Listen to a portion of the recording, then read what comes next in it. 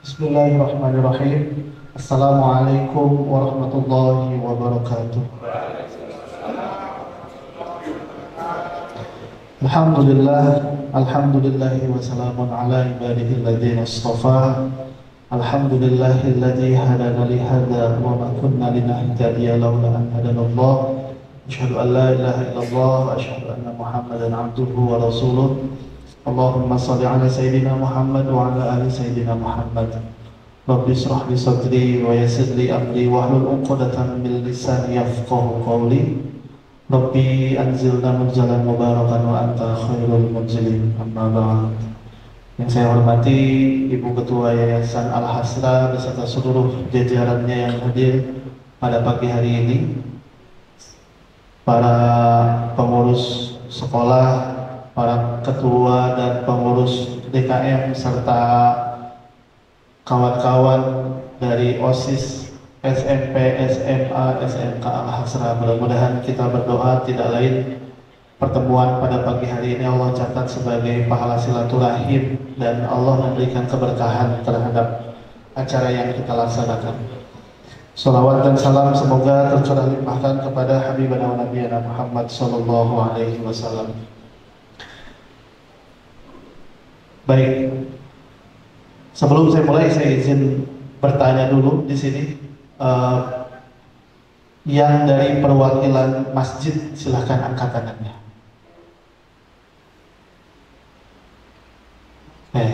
Baik. Yang dari perwakilan sekolah silahkan angkat tangannya. 50-50. Insya Allah, alhamdulillah ya. Silahkan diturunkan Pak tangannya Pak, nggak usah naik terus. Ya, perkenalkan saya Anggi Firmansyah Sulaiman, asli Sukabumi, dulu pernah tinggal di Pondok Petir 6 bulan. Jadi daerah yang unik, tidak ada hujan, tidak ada angin, tapi petirnya banyak. Tadi kelewat, ya. Alhamdulillah bisa kembali ke sini. Kurang lebih 1 tahun Pak, Masjid Sejuta Pemuda itu berjalan. Dari Maret 2024, jadi belum lama. Mungkin di sini salah saya yang harusnya belajar dari Bapak Ibu sekalian yang masjidnya mungkin udah berdiri puluhan tahun. Ya, kami belum tentu bisa istiqomah seperti Bapak dan Ibu semua. Ya. Tapi alhamdulillah Allah izinkan hari ini, mudah-mudahan apa yang dibicarakan ada hal bermanfaat yang bisa sama-sama kita amalkan. Ya, baru 1 tahun, belum lama. Dan pengurusnya juga anak-anak muda di bawah 30 tahun Pak, semua. Tidak ada yang, saya paling tua di masjid, paling tua. Jadi anak-anak muda yang alhamdulillah mau membersamai. Masjidnya memang berdiri dari 2024, tapi SDM-nya saya rekrut dari 2021. Jadi saya punya usaha di Jakarta, lalu kemudian punya misi untuk bangun masjid, ya. Maka tidak langsung bangun infrastruktur, ada tahapan-tahapannya yang saya jalankan, yang kami jalankan di Masjid Sejuta Pemuda. Karena membangun infrastruktur itu mudah, ya mudah. Yang sulit memakmurkannya. Membangun infrastruktur 2 tahun, 3 tahun selesai. Tapi kalau memakmurkan masjidnya sampai hari kiamat. Ya. Jadi yang susah itu memakmurkan, sehingga sebelum kita sampai ke fundraising dan lain-lain gitu ya, itu tuh mudah Pak, fundraising itu mudah, tinggal minta sama Allah pasti Allah kasih gitu ya, yakin lah. Fundraising itu sangat mudah, tinggal minta sama Allah, karena masjid rumah Allah ya, kita minta sama yang punya rumah kan begitu ya secara logika. Tapi ada hal-hal fundamental yang perlu dilandasi dulu, dan kami melakukan itu di Masjid Sejuta Pemuda. Jadi 2021 saya rekrut anak-anak muda 8 orang. Ya, saya jelaskan kepada mereka, saya akan membuat satu masjid namanya Masjid Sejuta Pemuda. Ekspresi mereka bukan bahagia Pak, bingung, karena biasanya kalau masjid itu namanya ada al-nya gitu ya. Ini kok Masjid Sejuta Pemuda gitu. Dari mana? Ya, jadi Masjid Sejuta Pemuda itu terinspirasi namanya dari jumlah anak muda yang ada di Sukabumi. Anak muda di Sukabumi itu 2,6, penduduk di Sukabumi itu 2,7 juta. 1,3 jutanya anak muda. Saya baca tuh di statistik. Saya nggak pernah hitung sendiri Pak, lihat di BPS gitu. Jadi Sukabumi itu wilayah kedua terbesar se-Indonesia dan penduduk terbanyak kabupaten kelima seluruh Indonesia. Jadi anak mudanya ada 1,3 juta, ya. Maka disitulah nama itu pada akhirnya kami munculkan terinspirasi dari jumlah anak muda yang awalnya berawal dari 1 juta anak muda, kemudian tumbuh harapan mudah-mudahan dari nama ini lahir 1 juta manfaat. Direkrut 8 orang. Lalu apa yang pertama kali saya lakukan ketika merekrut mereka? Mengeluarkan mereka dari lembaga atau perusahaannya. Jadi saya rekrut, itu mereka fokus tidak kerja di mana-mana. Saya kasih uang saku. Ya, ada yang 500.000, ada yang 1 juta, ada yang 2 juta, ada yang 3 juta, macam-macam. Sesuai dengan kebutuhan pokok. Saya berakad dengan mereka, saya penuhi kebutuhan pokoknya. Jadi nggak ada UMR, nggak ada. Kebutuhan pokok, ada yang dia jomblo secara finansial cukup, ya tidak punya tanggungan ibu dan adik, misalkan 500.000 cukup Pak, hidupnya cuma kuota sama bensin, cukup. Ada yang sama-sama jomblo tapi punya adik yang masih sekolah, berarti nggak cukup 500.000. Kalau kita kasih 500.000, dia nyari kerjaan lain nanti part time. Maka kita penuhi berapa kira-kira kebutuhan kamu sebulan. Saya biasanya kirim 1 juta untuk orang tua, saya kasih 1.500.000 gitu. Ada juga yang dia punya kewajiban karena bapaknya meninggal, ya bapaknya meninggal, adiknya banyak, kita kasih 3 juta. Jadi macam-macam. Dan itu dilakukan di awal-awal sebelum masjidnya ada. Kami pun tidak tahu kapan masjidnya ada, nggak tahu, ya. Tapi sebagaimana kita sebagai orang Islam, maka kepentingan kita adalah melandasi ilmu sebelum amal. Nah, maka yang saya lakukan setelah merekrut mereka, membuat mereka fokus di masjid. Waktu itu kita masjidnya muter-muter, ya. Masjid A diusir karena nggak boleh bikin program makan-makan nanti masjidnya kotor. Begitu Pak, nggak boleh Pak, ini masjid bikin program makan-makan nanti masjidnya kotor. Nggak boleh terlalu banyak kajian, nanti bayar listrik dan airnya mahal. Dalam hati belum pernah Ustadz Jazir dari Jogokarian datang ke masjid ini kayaknya. Karena kalau kata beliau, ya pengurus yang pelit itu setan berwajah pengurus masjid, kikir. Ya. Untung saya yang ke situ. Kalau Ustadz Jazir udah selesai nih pengurus masjid. Nggak boleh Pak. Kajian itu nggak boleh karena terlalu ramai. Karena apa? Karena listriknya, airnya mahal. Itu kan logis ya. Jadi ternyata beginilah cara ngurus masjid. Ya, tantangannya itu begitu. Lalu kemudian kalau masjidnya ramai, apa yang terjadi? Takut kotak infaknya hilang. Kotak infak hilang, takut. Padahal isinya juga tidak seberapa. Kalau lah isinya 1 miliar misalkan, oke, isinya paling cuma 50.000, 100.000 gitu. Dan ini masih terjadi Pak. Jadi mohon maaf kalau ada di masjidnya yang masih seperti itu Pak, taubatan nasuha. Ya, karena bagaimana kita bicara fundraising, hal-hal seperti itu tidak selesai. Ya, tiap pekan saya dengar pengurusnya selalu mengeluh kebutuhan operasional kurang, tapi kegiatan dibatasi. Orang mau sholat, orang mau ibadah, orang mau ta'lim dibatasi. Itu kan aneh, ya. Dan itu terjadi tuh ketika fase-fase awal.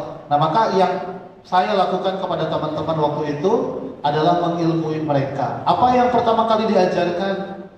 Ya, tentang bagaimana mental seorang marbot masjid. Karena masjid itu unik bagi saya. Dia ada entitas yang memang Allah jadikan sebagai rumahnya, dan SOP pun dibuat oleh Allah, dan pengurus masjid, ya, karakternya atau apa ya, SDM-nya itu Allah juga ngatur gitu. Jadi kita ikut aturan Allah aja. Ya mungkin ayatnya juga udah jadi kaligrafi kali di masjidnya bapak-bapak semua ya. A'udzubillahi minasyaitonirrajim. Innama ya'muru masajidallah. Jadi orang-orang yang layak memakmurkan masjid Allah itu, kata Allah syaratnya siapa? Man amana billah wal yaumil akhir. Jadi sebelum kemana-mana, landasi dengan ilmu dulu, kuatkan dulu imannya. Mungkin dari kemarin Pak Adi ya, dengan kawan-kawan ke Masjid Sejuta Pemuda yang melayani itu anak-anak Pak, belum pada nikah, masih ya senang main-main gitu ya. Tapi ketika ngurus masjid mereka serius. Kenapa? Karena sering saya sampaikan, ngurus masjid kalau tidak pakai iman dalam hati, gak akan ada orang datang, gak akan ada orang mau sujud, gak akan ada orang mau bantu ya. Karena tadi syaratnya man amana billah wal yaumil akhir. Jadi iman dulu. Maka ngurus masjid itu gak bisa pakai akal, pakai logika, itu gak bisa ya. Makanya tadi saya bilang kalau nyari uang menggampang, minta sama Allah. Itu kalimat sederhana. Tapi kalau tidak pakai iman pasti Pak mentok Pak. Ya. Kemarin bulan Agustus tahun lalu ya, kami merenovasi masjid Pak. Awalnya cuma 8 kali 8 meter. Karena masjidnya fasum. Awalnya kami beli masjid itu, kami beli lahan, di lahannya udah ada fasum, karena itu lahan digunakan untuk perumahan. Ya, jadi di fasum itu ada musola. Musolanya 8 kali 8 meter. Nah, kenapa saya beli lahan itu? Karena tertarik dengan musolanya. Wih, bagus ini. Saya tidak tahu view-nya bagus atau enggak tahu, karena belinya malam hari Pak. Barulah besoknya saya lihat, oh ternyata view-nya bagus. Ya. Jadi ketika proses pembelian selesai, alhamdulillah dalam waktu 3 bulan kawan-kawan di Masjid Sejuta Pemuda ya, atas izin Allah, alhamdulillah 1,65 M itu selesai Pak dalam waktu 3 bulan. Gitu. Lalu kemudian kami punya challenge, punya doa Ramadan, ingin meluaskan masjid, karena kebayang Pak kalau masjid musola 8 kali 8 dipakai itikaf dengan masjid yang sudah viral Pak, gimana ceritanya itu? Ya, kami minta sama Allah, ya Allah, dalam waktu 6 bulan ke depan rubah kawasan ini bisa menampung minimal 500 orang minimal. Sehingga doa kami yang pertama merenovasi masjid dari yang 8 kali 8 jadi 27 kali 15 meter, 3 lantai. Itu Pak. Kami meminta itu doanya ya. Uangnya juga belum ada Pak. Ngedoa itu benar-benar pasrah sama Allah, ya Allah. Ya, kami berharap Ramadan yang akan datang masjid ini punya kapasitas yang lebih besar. Minta pakai iman, betul Pak, pakai iman. Ya, jadi kalau dipikir-pikir Pak, di Masjid Sejuta Pemuda itu anak-anak yang belum nikah banyaknya. Saya kadang suka bertanya-tanya gitu ya, kenapa Allah titipkan SDM itu anak-anak yang belum nikah? Kenapa enggak yang udah senior, yang udah nikah gitu Pak? Ternyata anak-anak muda Gen Z itu mereka nggak pakai otak Pak kalau mikir. Serius, mereka kalau saya kasih challenge itu langsung jalan. Tapi kalau misalkan yang sudah dewasa di seumuran saya Pak, diskusinya panjang. Bisa 2 bulan, 3 bulan diskusi baru eksekusi. Tapi kalau mereka enggak, jalan. Saya kasih amanah kepada mereka untuk membangun masjid 3 lantai karena sudah ada tim fundraisingnya. Apa yang terjadi Pak? Hanya dalam waktu 8 jam terkumpul biaya untuk renovasi 3 lantai. Tapi sebelum itu mereka punya tirakat Pak. Zikirnya, sholat hajatnya, minta ridho gurunya. Karena kami sadar ngurus masjid itu gak bisa pakai akal, gak bisa mengandalkan otak, gak bisa pakai logika, tapi pakai iman karena kata Allahnya begitu. Ya. Apa refleksi dari imannya? Wa aqama sholat. Jadi tidak benar kalau pengurus masjid tidak sholat di masjid. Nah, ini kan dibentuk dulu nih Pak habitnya nih, landasi dengan iman. Wa aqama sholat. Jadi pengurus masjid itu ya harus orang-orang yang menegakkan sholat. Pernah ada pengurus DKM tanya ke saya, Ustaz, ini gimana cara menggerakkan jamaah ke masjid? Terus saya tanya, berapa jumlah pengurus masjid di Bapak? Ada 100 orang Ustaz. Masya Allah banyaknya Pak. Lalu berapa orang yang suka sholat berjamaah ke masjid? Ah, itulah dia Ustaz. Yang sholat cuma 4 orang. 0,4% Pak. Padahal perintahnya wa aqomas sholat. Maka harus dirubah standar marbot itu bukan standar ketokohan, tapi standarnya kompetensi. Ya, Pak. Kalau tidak mau sholat berjamaah di masjid, maka tidak usah dijadikan pengurus masjid, Pak. Setelah dari sini, Pak, buat pengumuman, Pak, keras-keras kepada pengurus masjid yang tidak sholat berjamaah di masjid dalam 3 kali 24 jam akan kami berhentikan dengan tidak hormat. Nanti minta rekamannya, Pak, di situ, Pak. Hah? Loh, mending masjidnya dimakmurkan Allah apa di demo manusia? Gitu. Maka Pak, saya setiap subuh itu keliling, ya, ngecek anak-anak yang takutnya ada yang kesiangan. Ya, karena orang teman-teman masjid Sudah Pemuda, mereka tinggalnya di dekat masjid. Saya pindahkan, yang udah nikah juga saya pindahkan. Yang tidak mau pindah nggak usah jadi pengurus masjid, nggak usah. Dipindahkan, yang udah nikah saya taruh di perumahan, yang belum nikah saya taruh di masjid. Ya, dicek Pak satu-satu, mana ini, dicek. Karena syaratnya begitu dari Allah. Kalau masjidnya mau banyak-banyak ditolong Allah, ikuti SOP dari Allah, itu prinsip kita.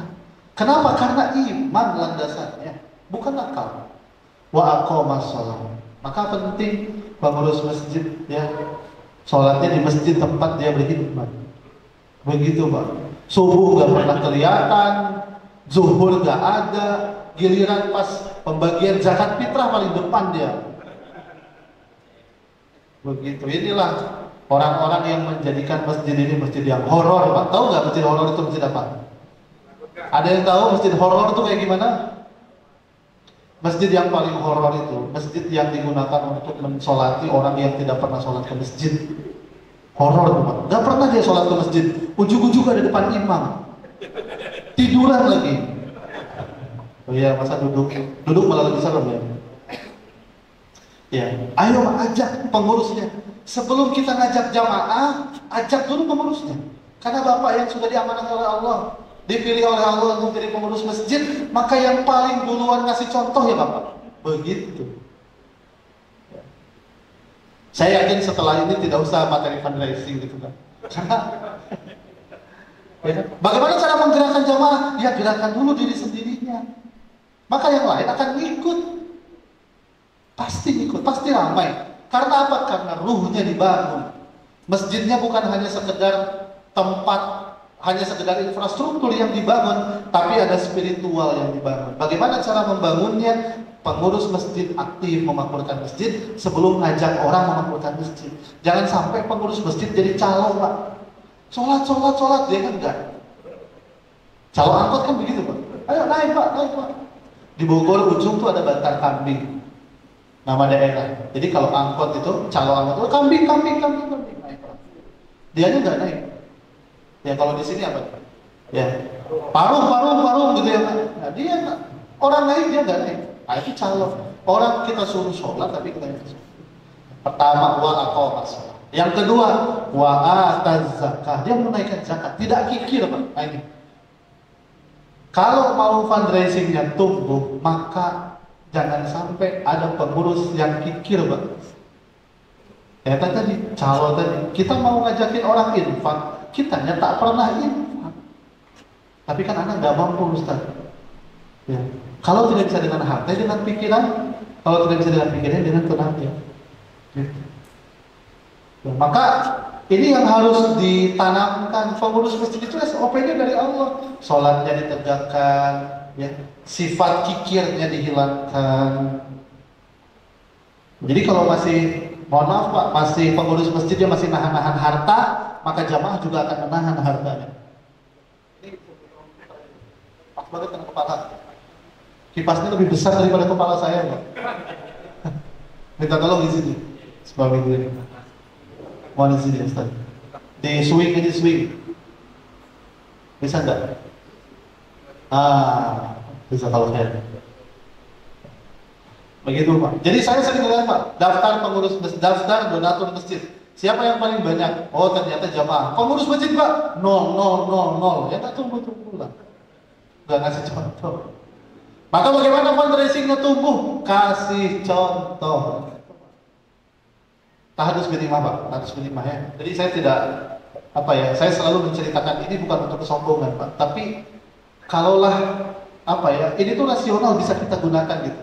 Dan ini bisa kita jalankan. Saya dulu, Pak, ketika ngebangun SDM 1, 2, 3 tahun berarti 8 orang, Pak. Satu bulan itu ngegaji 30 juta, Pak.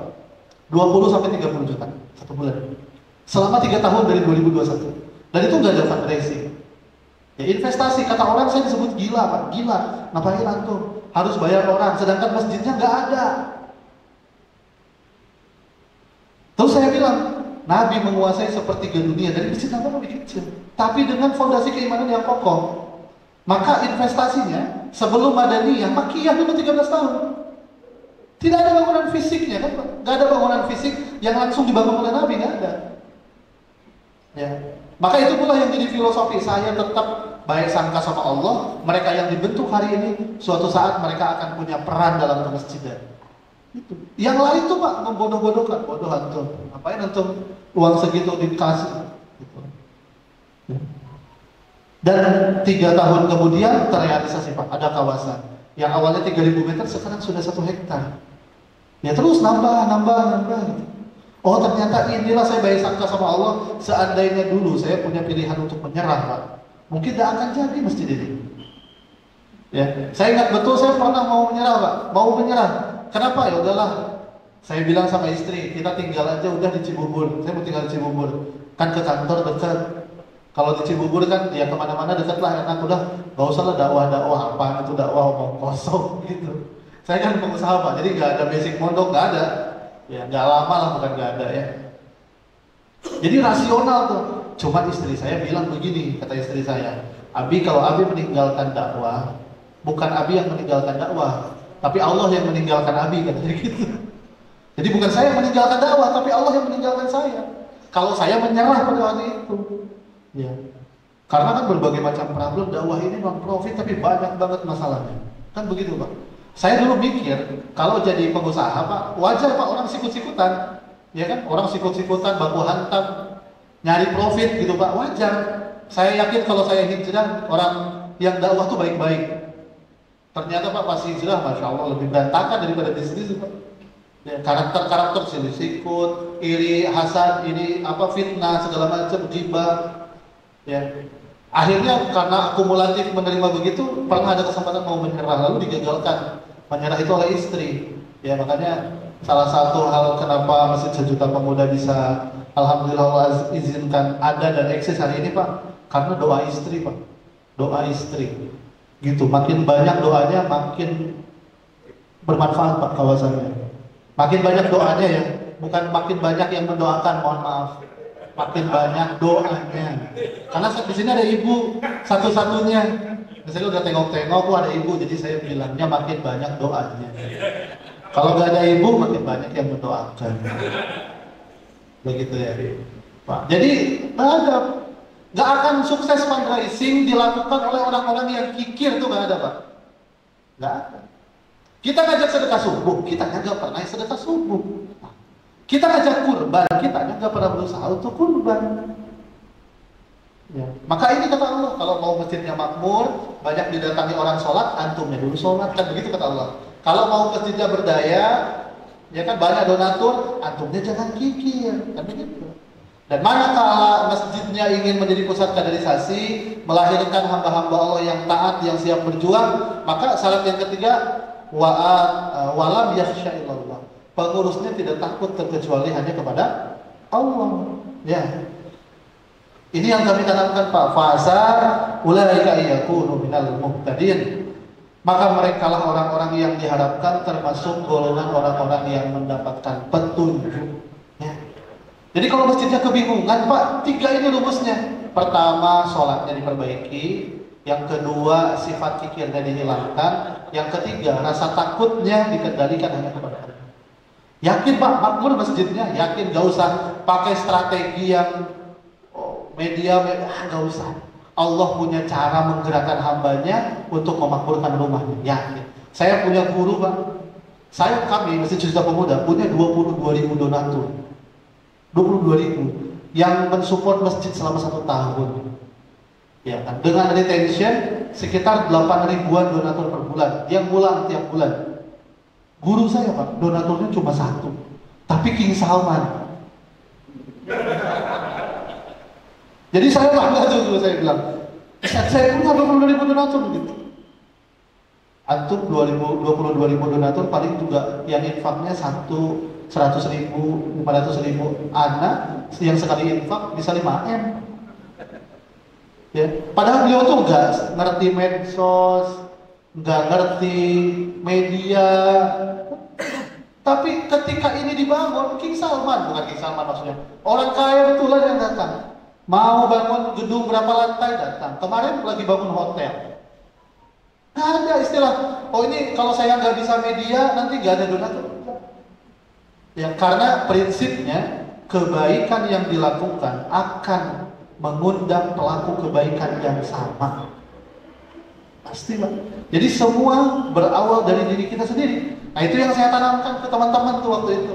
Jadi saya jaga sholatnya, saya jaga sifat-sifat mereka, karakternya mereka dijaga sebelum mereka ngurus masjid. Jangan sampai nanti mereka ngurus masjid dengan rasa kesombongan. Nah, itu yang saya jaga. Ya. Nah ini ditanamkan, At-Taubah ayat 18 ini ditanamkan dulu ke teman-teman sebagai fundamental. Ini harus dipahami dulu sebagai pengurus masjid. Jangan dulu lari kemana-mana. Jangan dulu lari ke Baitul Mal. Jangan dulu lari ke muamalah, koperasi, segala macam. Jangan. Ini dulu fundamental. Ya, ini materi yang pertama Pak. Sebelum ke fundraising. Mungkin saya biasanya menyampaikan materi ke masjid ini Pak 3 bulan ke teman-teman. Jadi kami ada program namanya Masjid Academy. Mereka yang mau belajar tentang kemasjidan supaya nyaman belajarnya itu 3 bulan Pak waktunya. Mungkin di Masjid Sejuta Pemuda tidak boleh pulang. Jadi utuh pemahamannya. Itu sama saya lakukan ketika 3 tahun membersamai teman-teman. Ya, teman-teman di awal, jadi saya rangkum 3 bulan. Nah ini materi pertama. Itu saya sampaikan ke teman-teman siapapun yang di Masjid Sejuta Pemuda, saya sampaikan. Karena masjid tadi SOP-nya dari Allah, masjidnya juga milik Allah, ya. Wa annal masajida lillah, kan kata Allah, seluruh masjid yang ada di bumi itu ya punya, nggak ada yang boleh mengklaim ya, mohon maaf ya, udah ini masjid walaupun legalnya milik yayasan, misalkan kalau ada masjid di sini, ya tetap yang namanya masjid itu rumah Allah, baitul. Ya. Itu ya. Lalu kemudian setelah ada fundamental, maka perlu langkah-langkah ketika masjid kita mau menjadi masjid yang multi manfaat. Ini ada langkah-langkah yang harus ditempuh dulu sebelum tadi ya kita fundraising dan lain-lain. Ya. Jadi dari basic dulu kalau yang kami kerjakan, mudah-mudahan ya ada nanti yang masih ngasih insight ke kami sehingga bisa kita perbaiki atau bisa kita sempurnakan. Ya, jadi sebelum ke mana-mana gitu ya, saya juga ajarkan teman-teman 3 langkah awal membangun masjid peradaban. Yang pertama tentunya sebelum kita memulai satu amal, yang pertama yang harus kita lakukan adalah mengilmui diri. Ya, fa'lam kata Allah ya dalam surat Muhammad ayat 19. Fa'lam annahu la ilaha illallah wastaghfir li dzambik. Maka ilmuilah kata Allah. Ilmui sebelum apa-apa. Ya. Fa'lam, maka ilmui dulu. Ya. Nah maka ketika proses mengilmui diri ini ada beberapa standar, ada beberapa materi yang saya sampaikan ke teman-teman. Ya. Apa materi yang disampaikan ke teman-teman untuk mengilmui mereka? Yang pertama tentang materi kemasjidan. Jadi masjid itu seperti apa fikihnya, seperti apa sirohnya, itu mereka harus paham dulu. Ya. Lalu kemudian secara fundamentalnya bagaimana tadi seperti ayat atau ayat 18. Lalu kemudian bagaimana peran masjid dalam membangun peradaban, itu dipahami dulu. Ya. Nah baru ya yang keduanya mereka belajar media. Setelah paham, jadi kalau mereka belajar media duluan tanpa belajar masjid duluan, mereka bingung milih konten Pak. Kontennya apa ya? Gak ada insight, gak ada. Karena apa? Karena mereka kosong, bingung. Yang paling bisa mereka lakukan dokumentasi. Makanya Ustadz bisa nggak ajarin masjid kami fundraising, kita bikin seminar 1 hari? Nggak bisa, karena belajar fundamental kemasjidannya aja butuh waktu lama.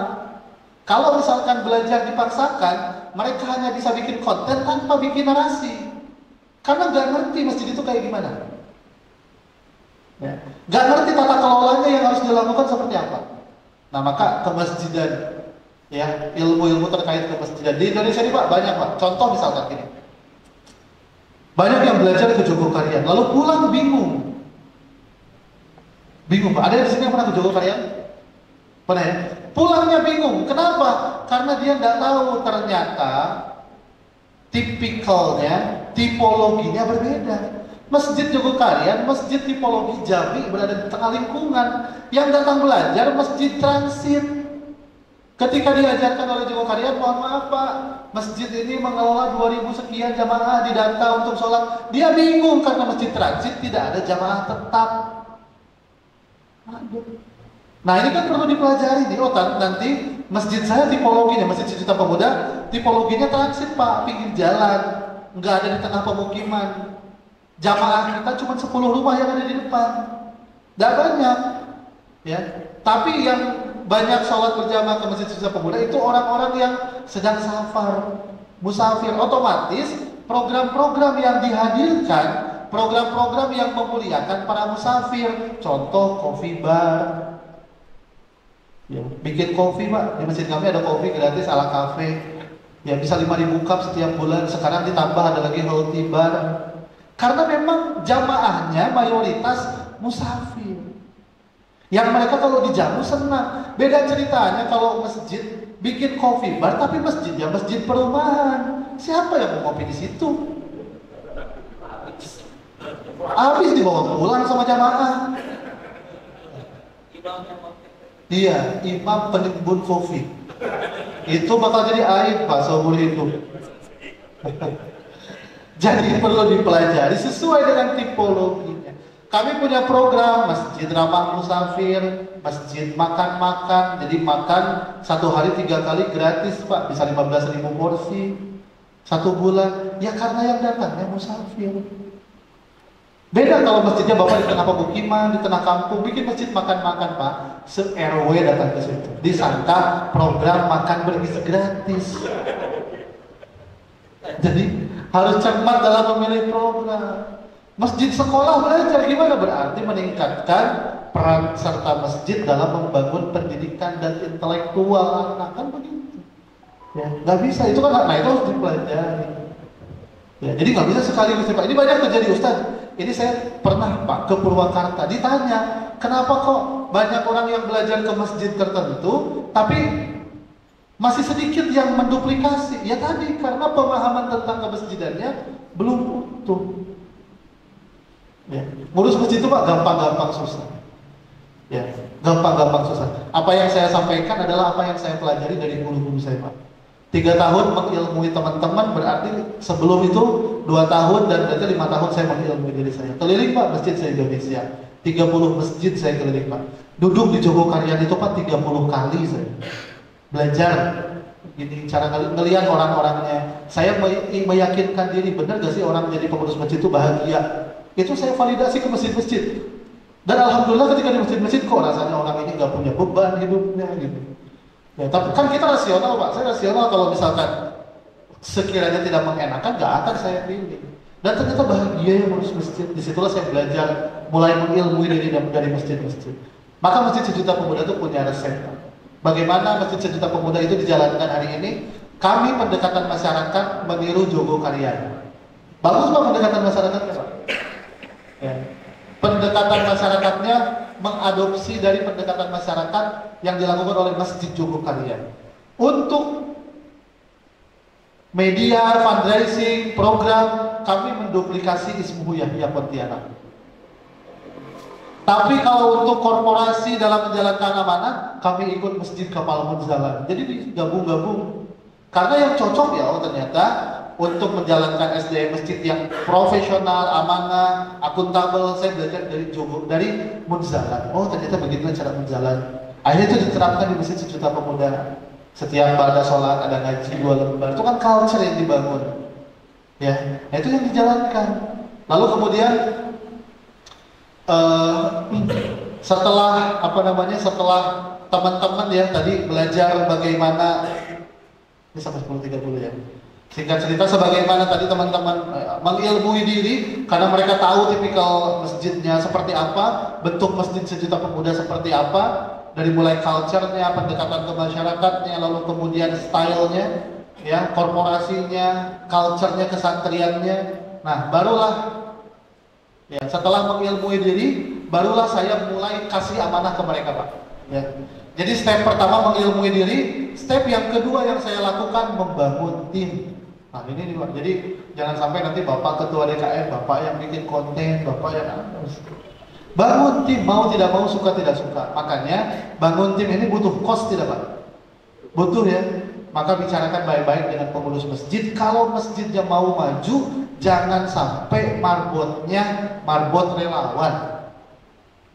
Harus ada alokasi Pak. Mohon maaf Pak, ikhlas itu dimensi ilahiyah antara kita dengan Allah. Tidak bisa kita tuntut antara manusia dengan manusia. Harus ikhlas ya, tidak bisa. Ya. Tidak bisa. Jadi tetap yang namanya keikhlasan itu ya dimensi ilahiyah, biar aja antara individu dengan Allah gitu. Ya. Nanti, tapi ini bukan berarti habis ini saya naikin gaji enggak gitu. Tapi hari ini Pak, saya miris melihat dakwah banyak ditinggalkan oleh orang-orang terbaik. Hari ini orang berbondong-bondong, kemarin Pak lihat berita di Bekasi, orang mau melamar kerja. Ya kan ada job fair kalau nggak salah di Bekasi, itu yang datang sampai ribuan. Orang datang tuh macam orang digiring kepada mahsyar gitu Pak. Ribuan, sampai ada orang yang terinjak-injak. Sebegitunya lah ngejar dunia, sebegitunya. Ya. Segitunya, mereka perusahaan berani membayar supaya yang kerja tidak kerja di tempat lain, kan begitu. Nah hari ini masjid, entitas dakwah dipaksakan orang-orangnya relawan, orang-orangnya tidak fokus, ya. Tetapi ketika ada problem disalahkan. Kenapa? Ya kenapa sih ini ada DKM-nya kan udah ada tapi nggak jalan? Ya karena nggak pernah diperhatikan. Akhirnya ketika ada kerjaan yang menurut dia bisa memenuhi kebutuhan kehidupannya, dia akan memilih itu. Itu kan nasional Pak. Karena anak, istri itu nggak bisa kita bayar hanya pakai dengan keikhlasan, nggak bisa. Ya, maka dalam proses membangun tim ini perlu kita siapkan anggaran. Ya, bagaimana cara menyiapkan anggarannya? Bikin kesepakatan dengan para pengurus masjid. Nah makanya ini masjid terkadang ketika saya lihat menggantung masjid dengan yayasan tuh ada yang tidak akur. Yayasan punya persepsinya, DKM punya persepsinya, jadi nggak akur. Ini gimana ceritanya? Bagaimana tim ini akan terbangun? Ya, sedangkan jamaahnya, ukhuwahnya, pengurusnya tidak terbangun. Nah, maka ini harus kita persiapkan pembangunan tim. Dulu di Masjid Sejuta Pemuda, ketika membangun tim awal, saya siapkan 3 orang. Yang pertama, dia CEO masjidnya, ketua DKM. Jadi saya bentuk ketua DKM. Jadi saya bukan ketua DKM, Pak. Ketua DKM-nya. Yang kedua, saya siapkan fundraiser-nya. Dia nyari uang tugasnya. Yang ketiga, saya siapkan media. Kenapa media? Ya, kenapa media itu dibentuk? Ya karena hari ini dakwah kita udah harus mengikuti zaman. Hari ini zamannya digital, Pak. 149 juta masyarakat Indonesia itu menggunakan media sosial. Jadi kalau kita hanya sekedar mengandalkan masyarakat yang ada di sekitar, nggak akan bisa, ya, nggak akan maju-maju, nggak akan berkembang masjidnya. Maka harus mulai ekspansi ke media. Ya 3 orang ini Pak, saya rekrut, saya ajarkan, saya sekolahkan. Jadi gitu. Jadi kalau saya nggak bisa ngajarin, saya sekolahin. Ya, 3 orang ini, harapannya 3 orang ini, yang satu dia expert ngurus masjid, manajemen masjid, yang satu expert nyari sumber daya, yang satu expert publikasi. 3 orang aja cukup Pak. Di awal cuma 3 orang saya. Nah itu diilmui pelan-pelan, itu dibangun dulu timnya. Jadi yang masih belum punya tim, saran saya bangun tim.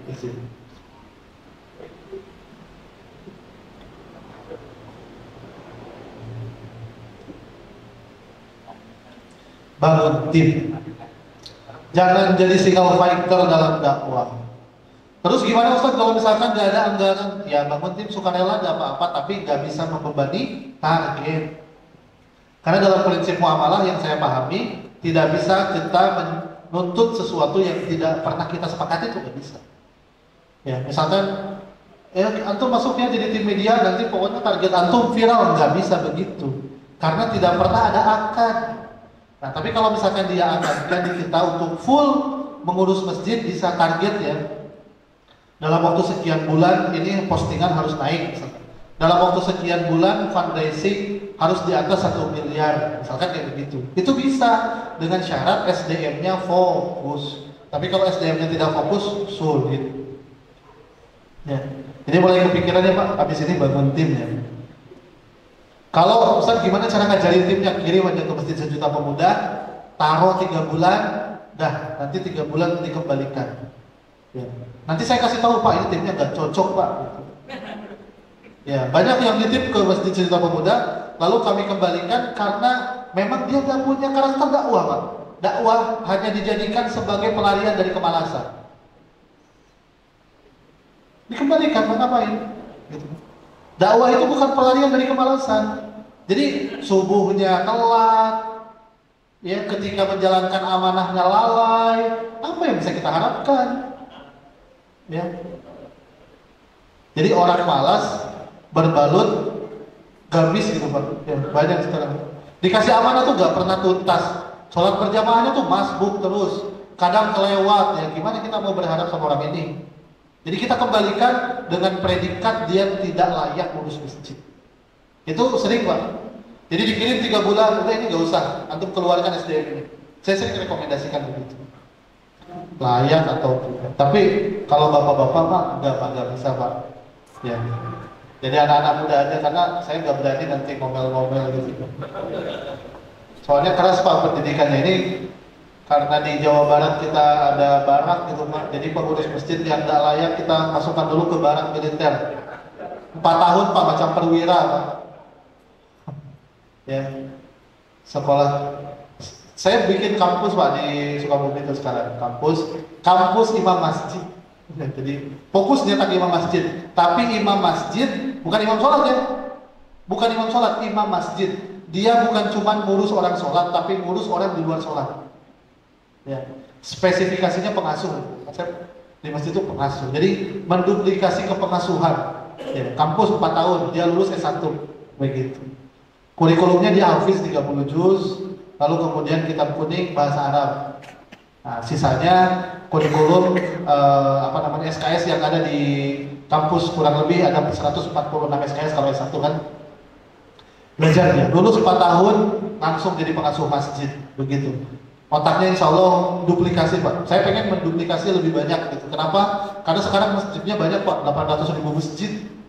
Ya, belum tentu orang yang kuliahnya di ilmu dakwah Pak, masuk ke masjid nol lagi Pak, bingung dia. Loh, kok begini? Coba aja, mungkin ada yang di lingkungannya, bahkan mungkin yang lulusan Timur Tengah Pak, bingung ngurus masjid itu. Karena yang diurus itu lebih banyak orangnya. Orang-orangnya pun di masjid itu gimana ya? Ya, nggak bisa sembarangan ya kita mainin psikologinya gitu kan, nggak bisa langsung. Kalau di sekolah mungkin karena dia terikat aturan, itu dia bisa tunduk. Karena apa? Karena tadi strukturnya itu udah berjalan. Tapi kalau di masjid kan bingung, si bapak ini kalau dikasih tahu susah, mau diganti ngurus masjidnya udah 30 tahun, bingung dia Pak. Pelajaran yang dia ambil di Mesir selama 4 tahun, gugur ngurusin 1 orang bapak-bapak. Terus nanya ke saya, Ustadz, gimana caranya menghadapi pengurus masjid yang seperti ini? Saya bilang, saya belajar dari guru saya, ada 2 kemungkinannya. Ketika bapak bentrok dengan pengurus masjid yang udah sepuh. Apa? Yang pertama, nunggu beliau diganti. Itu kayaknya nggak bisa. Ada yang kedua, bisa jadi lebih cepat, bisa jadi lambat ini. Yang nunggu beliau, pilih yang mana? Udah Ustadz, saya pilih sabar aja. Ya. Saya pilih sabar aja lah bukan. Ya bingung kan mesti gitu. Ini udah sekian puluh tahun, imamnya nggak bisa diganti, udah walab doli Ustaz, nggak mau diganti. Ya begitulah kalau di masjid. Gimana cara gantinya? Mohon maaf Pak Ustaz, saya ganti, mana ada orang yang berani? Nah, gugur Pak ilmu dari doa itu. Ya makanya itu yang harus betul-betul dipelajari, menyadarkan bahwa kompetensi itu hari ini lebih dibutuhkan daripada ketokohan kalau memang orientasinya mesin multimanfaat. Begitu ya. Pak, mohon maaf ya Pak kalau misalkan nadanya agak gimana gitu ya. Saya mau minta maaf dulu di awal. Mohon kalau misalkan nanti ada yang kurang berkenan, WA aja Pak, nggak usah dibikin di status. Gitu ya. Saya nyampaikan apa adanya sebagaimana dulu saya menyampaikan. 13 menit waktu tersisa. Masih ada satu poin lagi. Yang pertama tadi mengilmu diri, yang kedua bangun tim, yang ketiga ya. Apa yang ketiga yang harus dilakukan? Membangun otoritas. Otoritas. Ya. Hari ini betapa banyak pengurus masjid yang tidak merdeka, Pak. Apa yang tidak merdeka? Tadi Pak ribut sama yayasan. Lalu uangnya di mana Pak? Uangnya di yayasan. Nah, kalau Bapak bikin program, ya saya pakai uang sendiri. Loh, gimana ceritanya? Atau misalkan ada masjid, silakan Pak, urus masjid saya.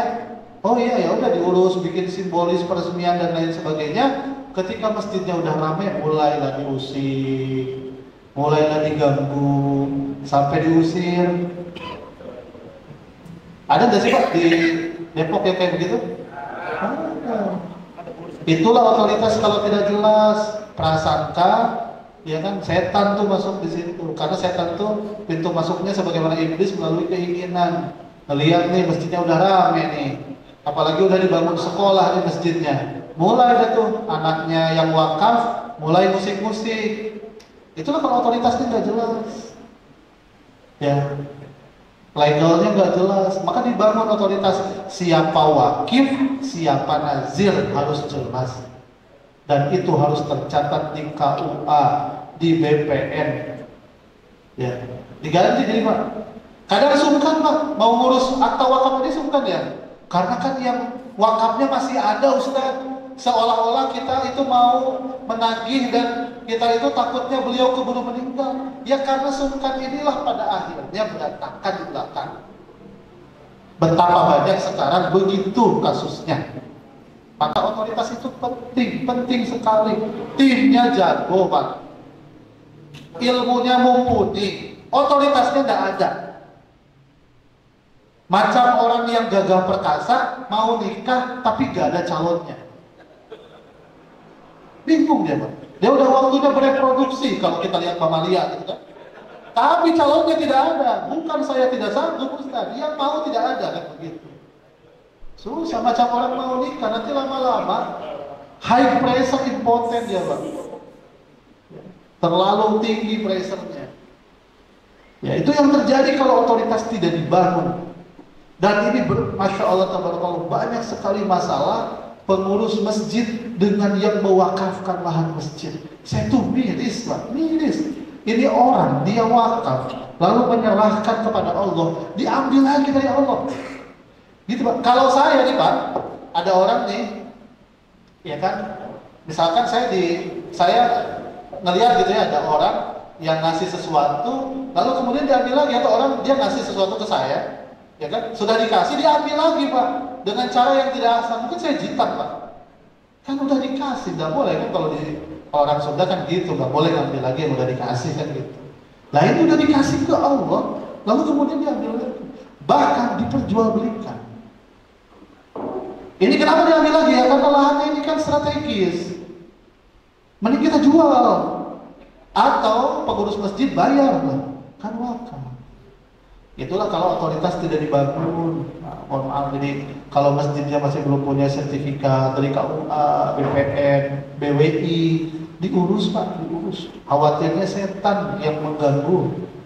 Setan kan bisa berwujud jin dan manusia. Begitu. Lalu yang kemudian, otoritas ini juga dibangun di internal organisasinya.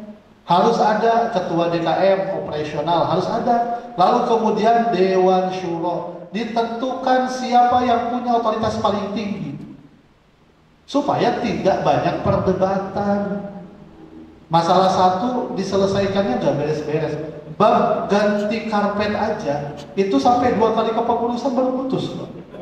Padahal itu apa ya?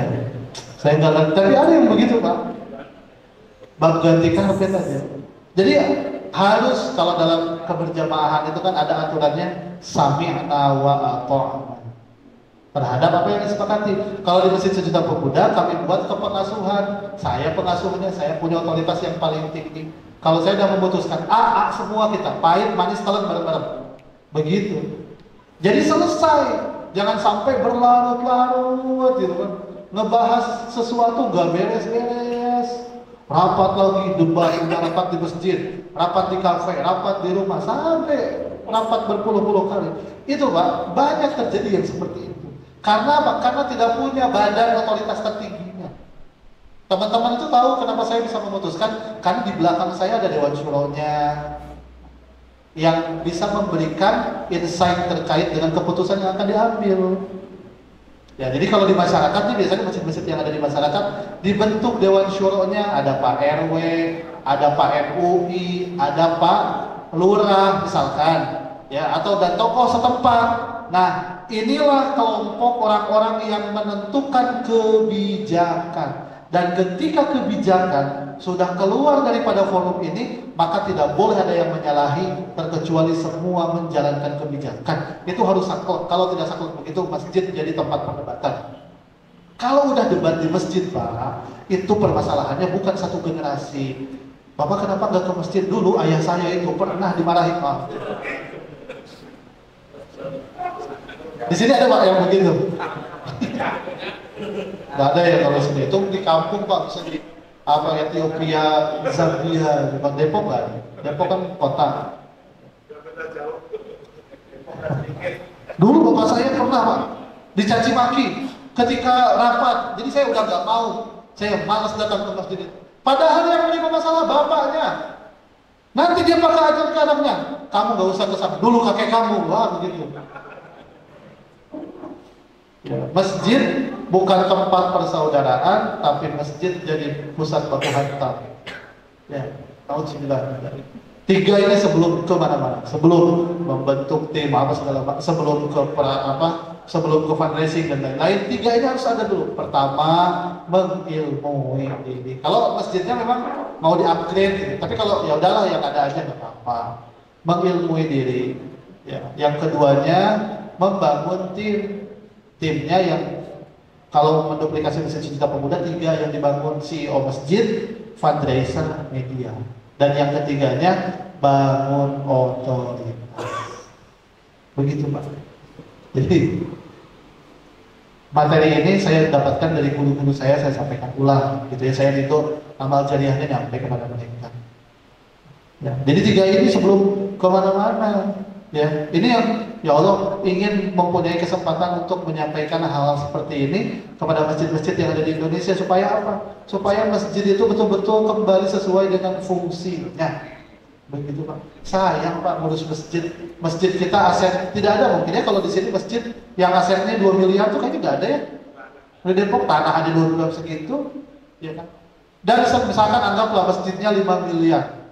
Ketika sudah jadi terkumpul 5 miliar, ya, terkumpul 5 miliar, masjidnya sudah jadi, apa yang terjadi? Masjidnya digunakan sebagai tempat perselisihan. Mazhab, udahlah nggak usah ke masjid itu. Masjid itu tuh ada kunutnya. Nah begitu kan. Itu bismillahnya kencang gitu masjid itu. Masjid itu habis maghrib tuh zikirnya kencang begitu. Udah nggak usah ke sana, itu masjid itu orang-orang yang sholat di sana celananya cingkrang. Daripada lehernya cingkrang Pak. Ya kan tinggi sebelah gitu. Itu terjadi hari ini masih begitu. Sentimen terhadap sesuatu yang tidak dia pahami gitu kan. Padahal yang kunut ada dalilnya, yang tidak kunut ada dalilnya, yang tidak ada dalilnya, yang tidak sholat. Begitu. Ya. Nah jadi jangan sampai masjid kita hari ini yang Allah inginkan menjadi pusat persaudaraan, malah kita jadikan sebagai pusat perselisihan. Maka tiga hal ini insya Allah bisa mengupgrade pelan-pelan Pak. Ini belum termasuk kepada pilar yang harus dibangun apa saja. Ya, ini fundamental. Artinya kalau pernah melihat bangunan Pak, biasanya kan kita gali itu cakar ayam ya. Ya, gali cakar ayam dulu ya. Biasanya di bawah cakar ayam itu suka ada paku bumi Pak. Kalau dia semakin dia tinggi bangunan, semakin dia dalam pondasinya, kan begitu ya Pak ya. Di bawah cakar ayam biasanya ada paku bumi sampai dia menemukan titik paling keras, di mana disitulah lalu kemudian dituangkan cor gitu ya. Di atasnya ada cakar ayam, di atasnya lagi baru seluping, kan begitu. Dicor tuh di atas batu-batunya. Jadi yang menguatkan itu ya selup itu, tapi yang menguatkan semakin tinggi bangunan ya si pondasi yang ke bawah, cakar ayam dan si betonnya itu, ya paku buminya itu. Nah maka kalau misalkan masjid kita disetting jadi masjid yang pilarnya akan berdiri dengan tegak, pilar-pilar peradabannya, maka pondasinya juga harus kuat. Kalau pondasinya lemah, ya akan mudah tumbang. Baru sebulan, 2 bulan jalan tumbang, sebulan, 2 bulan tumbang, gitu ya. Jadi nggak bagus. Nah, ini yang materi pertama, Pak. Jadi insya Allah saya akan buat forum ini supaya materinya tidak memuaskan, Pak. Supaya bapak-bapak bisa datang ke Masjid Sejuta Pemuda. Begitu promosi. Ke Masjid Sejuta Pemuda, Pak, datang kenyang, bahagia pulang. Gitu. Ngopi sepuasnya, makan sepuasnya, begitu. Dan tidak berbayar. Ya bisa ngaji bareng-bareng, pulang, udah bahagia, ya, udah kenyang, gak mikirkan apa-apa. Baru nanti di jalan pikirkan masalah lagi. Tapi selama di Masjid Sejuta Pemuda insya Allah membahagiakan. Ya. Itu sesi pertama terkait dengan 3 langkah membangun masjid peradaban. Ya. Nanti di sesi yang kedua, insya Allah kita bahas pilar-pilarnya, termasuk juga materi-materi terkait dengan fundraising. Ya, baik, jazakumullah khairan katsir. Saya kembalikan lagi kepada moderator.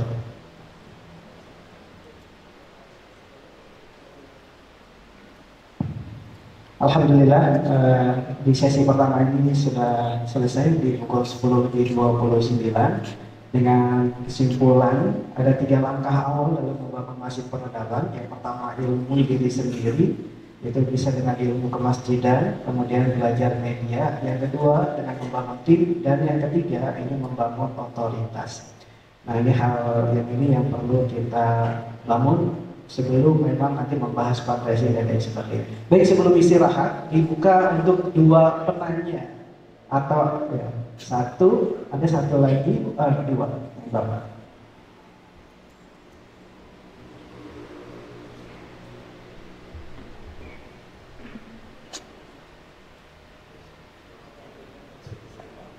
Bismillahirrahmanirrahim. Assalamualaikum warahmatullahi wabarakatuh.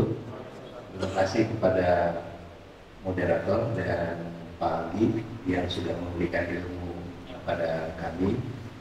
Ya, saya Herlambang dari Masjid Jamilah Muhammad Musolli, Bukit Rivaria, Sektor 4, Sawangan Depok, kode pos 16519. Ya, biar buka. Masjid kami ini berada di Tanah Pasung. Jadi waktu itu mendapat bantuan dari WAMI, World Muslim Assembly WAMI. Kita jadi waktu itu developer, waktu kita masih diasuh sama developer. Jadi yang penting ada tanah. Jadi WAMI membangun. Beberapa saat sebulan atau 2 bulan lalu lah saya ke KUA mau menanyakan status masjid, dan ada saya punya fotokopi wakaf tapi belum ditandatangani, jadi fotokopinya aja. Nah, disampaikan oleh KUA karena ini sudah diserahkan Pasus sudah diserahkan ke Pemda Depok, sehingga kami status masjid itu tidak punya. Saya tadinya mau meningkatkan menjadi dari kalau ada wakaf kan ada statusnya, bisa ada kepemilikan lah gitu ya, surat-surat dan seterusnya. Itu tidak bisa. Nah, tetapi saya bisa membuat ID masjid di Kota Depok. Nah, untuk bisa mencapai itu, mendapat itu gimana ya Pak ya? Barangkali ada pengalaman yang berkaitan dengan masjid yang ada di perumahan yang status tanahnya waktu itu fasum ya, tetapi tidak bisa mendapatkan sertifikat untuk membuat sertifikat itu. Nah, yang kedua, kepengurusan kami adalah pengurusan yang orang bekerja. Memang saya sendiri bekerja, teman-teman bekerja. Jadi apakah harus tadi membuat generasi-generasi muda saja untuk menciptakan itu? Karena pasti dari yang Bapak sampaikan, yang udah usia expired seperti saya ini, ini akan sulit untuk bisa lebih mendorong ke arah yang lebih maju. Jadi terima kasih. Assalamualaikum warahmatullahi wabarakatuh. Assalamualaikum warahmatullahi wabarakatuh. Bismillahirrahmanirrahim. Saya pengurus masjid dari perumahan Masjid Sawan Indah, BSI Sawangan. Alhamdulillah, kepengurusan kami di Masjid Adiman di Bukit Sawan Indah tidak jauh berbeda dengan yang di Bapak Asuh gitu. Cuman ada perbedaan sedikit, yaitu kami punya pemuda yang namanya Prisma, tapi mereka bisa aktif di event-event tertentu saja, tapi tidak dalam sholat lima waktu. Itu kesulitan kami di situ. Yang kedua, tadi standar kompetensi bukan ketokohan. Ini kami dalam menggarap itu Pak, memang sulit karena si A tokoh, si B tokoh harus diakomodir kepentingannya itu, sehingga teman pengurus juga bilang mau cari aman atau mau cari kualitas begitu Pak. Nah, sehingga untuk memadukan kedua aman dan kualitas agak sulit untuk menentukan itu. Bagaimana perwujudan dari hal yang itu dalam ayat tadi itu yang Bapak bacakan gitu Pak. Yang ketiga, kami memang kesulitan untuk membentuk tim karena seperti Bapak ini bilang katakan masih banyak yang kerja gitu pengurusnya Pak. Hanya saya sendirian yang udah nggak kerja Pak. Nah itu hal-hal yang sulit bagi kami untuk melakukan. Sedangkan hal-hal yang lain kami sudah punya kajian, punya Prisma, punya kopi, makan dan itu udah kami siapkan Pak. Cuman yang untuk tim dan ketokohan tadi Pak. Terima kasih. Assalamualaikum warahmatullahi wabarakatuh.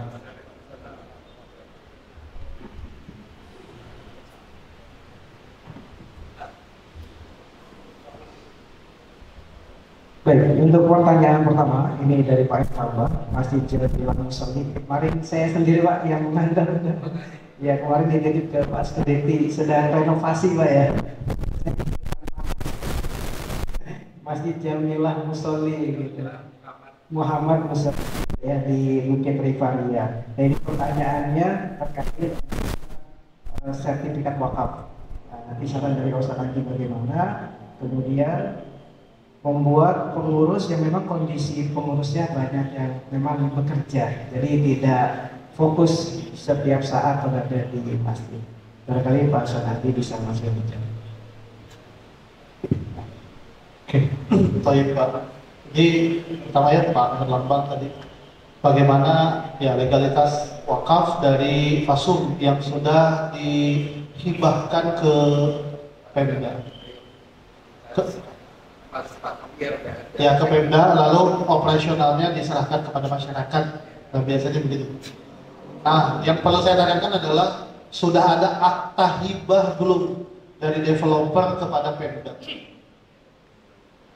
Nah, kalau belum sudah ada akta hibah, maka statusnya hibah. Paling bisa yang kita jalankan, sepengetahuan saya, itu kita menggunakan aset Pemda untuk pembangunan masjid itu nggak jadi masalah. Selama ada kepentingan mereka yang diakomodir, biasanya begitu.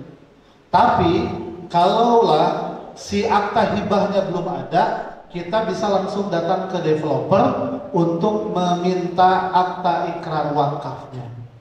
Jadi tetap yang akta ikrar wakaf itu bukan Pemda, tapi yang punya lahan, karena Pemda itu penerima hibah, nggak bisa dia akta ikrar wakafkan kepada KUA, nggak bisa.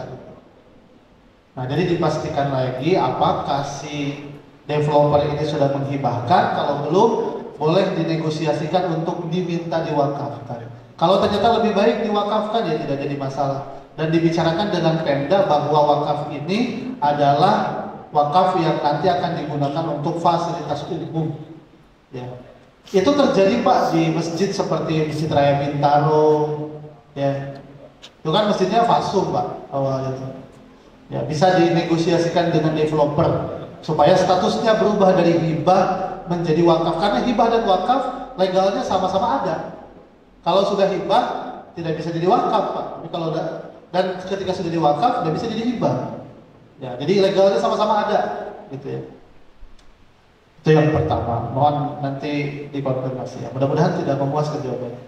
Yang kedua SDM, ya tadi juga nyambung. Yang pertanyaan yang kedua, SDM-nya ya tadi ya rata-rata memang diurus oleh pengurus masjid yang juga ada kerjaan, ya, ada kerja di luar. Ya, jadi maksud tim di sini Pak, kalau memang dia mau difokuskan, maka kita rekrut orang, betul-betul rekrut yang dia tidak diamanahi terkecuali ngurus masjid. Nggak apa-apa pengurus intinya kerja, nggak apa-apa misalkan, ya. Tapi nanti ada tim medianya, tim fundraisingnya, tim pelayanannya yang dia fokus, nggak kemana-mana, sehingga ketika pengurus intinya bekerja kita masih tetap bisa melimpahkan tanggung jawab. Gitu. Jadi nggak masalah kalau misalkan oh saya kerja, ya tidak masalah. Nanti orang-orang inilah yang kita rekrut ini yang akan menjalankan tugas organisasi kemasjidan. Ya. Dan pastikan yang direkrut berkompeten. Ya. Begitu. Ya, jadi tidak jadi masalah Pak sambil kerja, ya tidak jadi masalah. Saya juga sambil kerja kok Pak. Kenapa saya tidak jadi ketua DKM Pak? Karena perusahaan saya di Jakarta, saya di Sukabumi. Jadi saya 3 hari kayak begitu. Ya, jadi nggak bisa saya juga 100%. Yang bisa saya lakukan adalah merekrut mereka untuk ngurus masjid sejuta pemuda. Begitu. Jadi nggak menjadi masalah. Tapi akarnya jelas. Mereka tidak boleh keluar dari amanah yang sudah disepakati. Ya, fokus ngurus masjid. Ya, itu tadi menjawab dia terkait dengan bagaimana yang Prisma. Ya, lalu kemudian yang selanjutnya, ya, bagaimana memadukan ketokohan dengan kompetensi. Makanya tadi Pak dibuat kalau di Jogokarya, dia belajar di Jogokarya Pak. Ada yang namanya Dewan Syuro, Pak. Dewan Syuro ya. Tokoh itu jangan dilibatkan ke teknis, bendahara lah, pembina lah, jangan. Tokoh-tokoh seperti Pak Camat, Pak Lurah, itu dilibatkannya kemana? Ke Dewan Syuro yang menggodok kebijakan. Pembina harus cakap dalam organisasi, jangan pasif. Supaya ada rujukan ketika kita harus nanya. Jadi sebelum nyampe ke Dewan Syuro itu digodok dulu ke kalau apa ya, organization committee-nya, organizing committee. Sebelum nanti ke steering committee, kan biasanya begitu ya dalam organisasi. Ya. Jadi orang-orang yang punya standar, yang mereka punya ketokohan, itu tempatkannya di Dewan Syuro Pak. Jangan ditempatkan di kepengurusan. Kepengurusan itu teknis. Sedangkan orang-orang tokoh ini nggak bisa kita libatkan secara teknis, itu nggak bisa. Ditempatkan mereka di sana, godok kebijakan, yang bangun networking di sana. Sementara tim teknisnya yang mereka punya keleluasaan waktu, keleluasaan tenaga. Begitu. Jadi jangan ditempatkan, oh ini ada misalkan mohon maaf purna kerja dari kementerian misalkan, ditempatkan di seksi penggalangan usaha, penggalangan dana, nggak bisa, berat. Ya. Penggalangan dana ya tetap harus orang-orang yang free, dimentori sama beliau gitu. Nah, baru jalan. Nah kalau misalkan beliau yang langsung turun tangan, gimana kita bisa follow up? Ini gimana Pak, dana kok nggak bertambah-tambah? Digetok kita Pak. Nggak bisa. Jadi harus orang-orang yang punya ketokohan ini ditempatkan bukan di teknis. Saya juga sama di Masjid Sejuta Pemuda, mereka yang punya yang ketokohan, kiai-kiai besar gitu kan, S3 lulusan Al-Azhar, tidak saya tempatkan di teknis, saya tempatkan mereka di Dewan Syuro, saya tempatkan mereka di majelis ilmu, ya, sehingga tetap terakomodir, ya kan, dipadukan antara ketokohan dan kompetensinya, ya. Itu ya Pak. Jadi tadi pertanyaan 1 dan 3-nya karena sama dengan pertanyaan Pak Herlambang tadi sudah terjawab. Jadi rekrut Pak. Buat flyernya, dibuka pendaftaran membuat gaji sekian, syaratnya ini, kompetensinya ini, itu jelas. Dan nanti ada tanda tangan kontrak 6 bulan, setahun. Nah begitu, sehingga jelas akadnya. Kalau Baik, terima kasih sekali lagi atas jawabannya. Ini sudah sangat jelas dan memberikan kita inspirasi bagaimana kita membangun masjid menjadi sebuah peradaban.